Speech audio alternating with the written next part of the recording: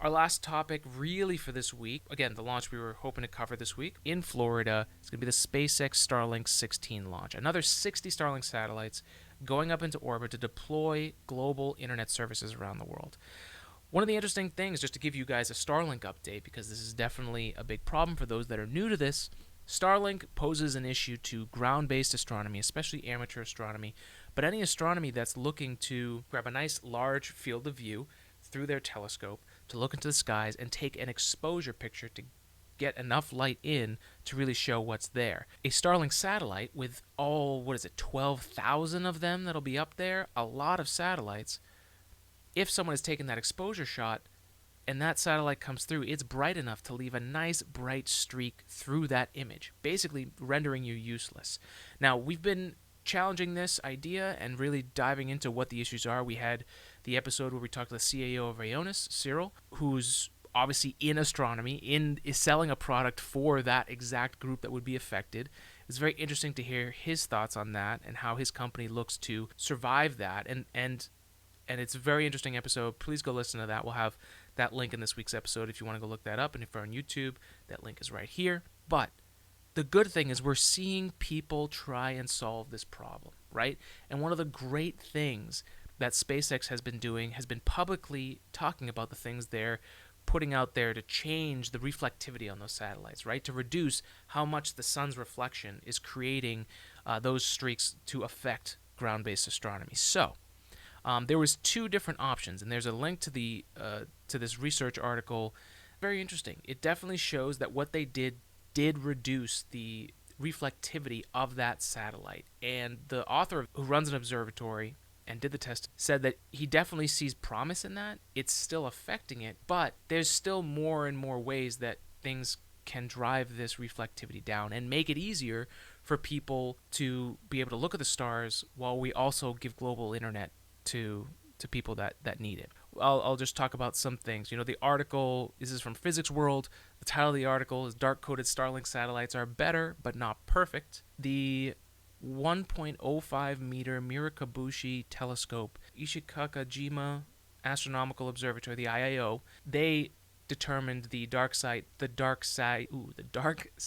model wavelengths and their brightness. So the first 60 satellites, this is what the original controversy of Starlink for astronomers, is that the original 60 satellites were seen to be 99% brighter than approximately 200 artificial objects that were previously visible with the naked eye. On the third round, SpaceX adjusted. This is January 7th of 2020, and they had the anti-reflective dark coding, the DarkSat program, and that's when the Mirakabushi telescope's system started doing the testing. And they even did it in a bunch of different bands of light, so green, red, and near infrared as well, so that if you're not just looking necessarily for something that's invisible light, maybe you're looking for something else in a different wavelength. That's important too. So to break this down, the DarkSat program halved the reflection of sunlight compared to the ordinary Starlink satellite. So marginally a really good improvement. Again, 50% less bright, but it could still definitely have an effect on astronomical observations from the Earth. So it did a good job mitigating the UV and optical region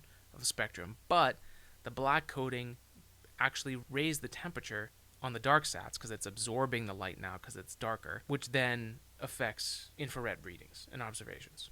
So, not perfect. In June and August of last year, SpaceX went ahead again with another adjustment and developed the VisorSat model, which actually literally put a visor in the way of the light that was coming in from the sun to reduce the reflectivity. And there's still more work to be done on how much better that is. It looks like it is even better than the DarkSat program. But one of the things that the scientists recommended changing was the actual height of the orbit. One of the other constellations that is a rival of SpaceX's Starlink is OneWeb. They're darker, and they're also at a much higher altitude, which means the higher they're out, the less reflectivity you're going to get from the sun. And so the question is there a competitive advantage for SpaceX to be lower? Are they able to provide, again, these are just thoughts, but are they able to provide a better service and provide higher speeds if they are closer to the Earth? And is that the thing that they're struggling with? But a very interesting look at what are the challenges of making this happen. And what I love that SpaceX is doing is they're working publicly with scientists who are putting out papers. SpaceX puts out something that says, we reduce the reflectivity. The scientist goes out and says, well, this is how much it affected it. And then they're able to then adjust within their company to provide something that people are looking for. And for everything that's happening, they are working with them. And this was the ultimate best case scenario that I had hoped for here, and that we had hoped for with the podcast, is that SpaceX is very public with how they're doing a lot of their stuff, especially if you compare it to someone like Blue Origin, that you basically know when it's going to launch the day of because they put out a post on it, but you don't know what they're working on otherwise.